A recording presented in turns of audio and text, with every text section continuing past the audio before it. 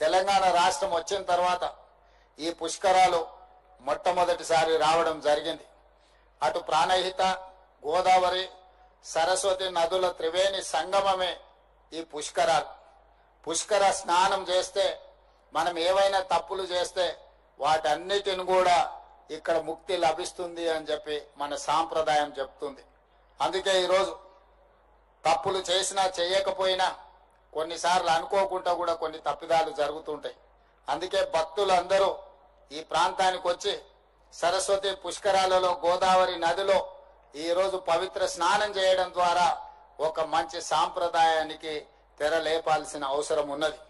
నా హయంలోనే నేను అదృష్టంగా భావిస్తున్నా.